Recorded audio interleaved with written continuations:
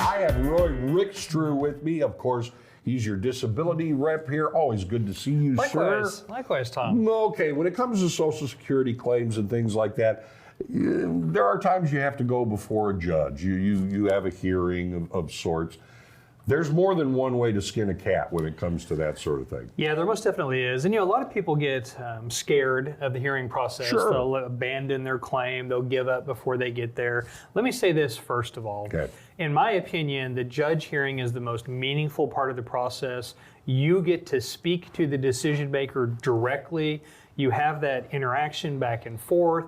To that point, everything you've communicated with Social Security has been by paper, by questionnaires, by forms. They don't understand your claim nearly as well in those initial levels as they will in that hearing. So you've got to make sure you go to these things. So it's a one-to-one kind of relationship that you're trying to establish. Yeah, it really is. Judge will question them directly. If you have a representative, the representative will help with the questioning. Sometimes they'll bring in medical or vocational experts. Mm-hmm. A representative will help argue with those professional experts to advance your claim. But since COVID, there's been 3 ways to essentially have a hearing. Okay. One of those is they started doing a lot of phone hearings. And it's just simply that. They call you on the phone, the time and date of the hearing, you speak to them. You rely on the old AT&T, Southwestern Bell. You can also have a video conference. They use an MS Teams product. It's much like Zoom. Real simple. They send you a link. You click on it. It opens up the camera on your cell phone. You point it at your face and you talk to the judge. You can see the judge there on the screen. And then, of course, in person. Drag you into a courtroom, sit down across from the judge, and visit with them the old-fashioned way. Okay.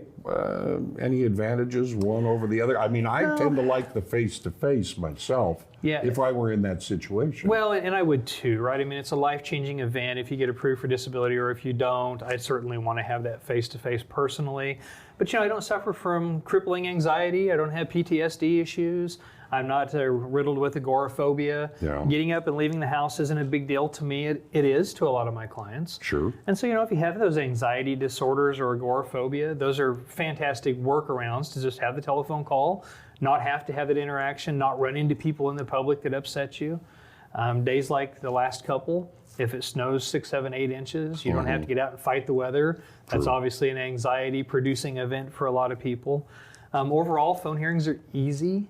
Yeah. They're usually pretty quick to schedule because judges have a tighter schedule with phone hearings than if they have to wait for people to show up, and the phone hearings tend to go quicker, and so they're a little snappier, and so a lot of times they get scheduled a little quicker too.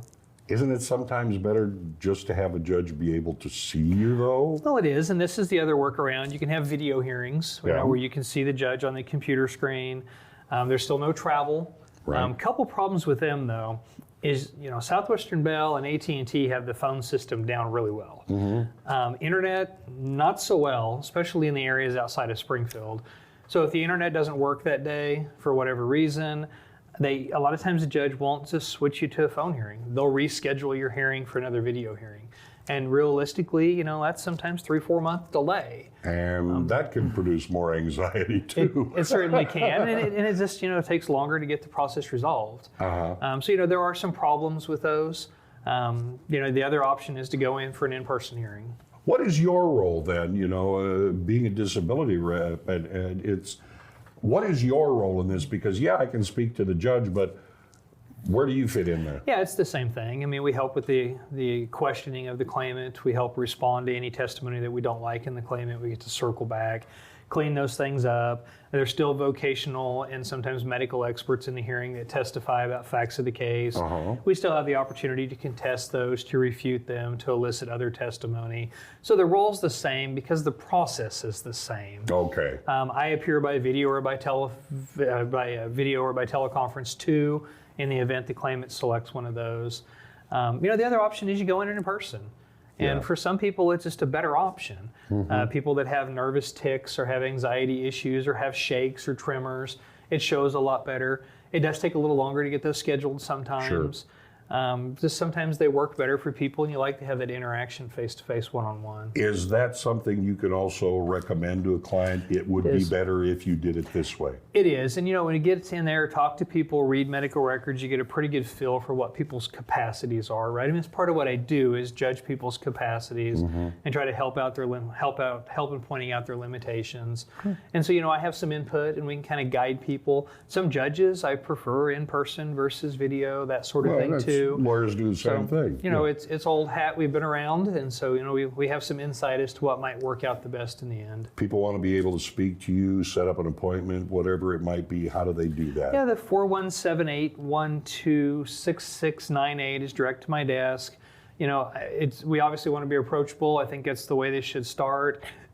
It's best for me if you just give me a call. You can also click on the QR code, set an appointment, come in and see me.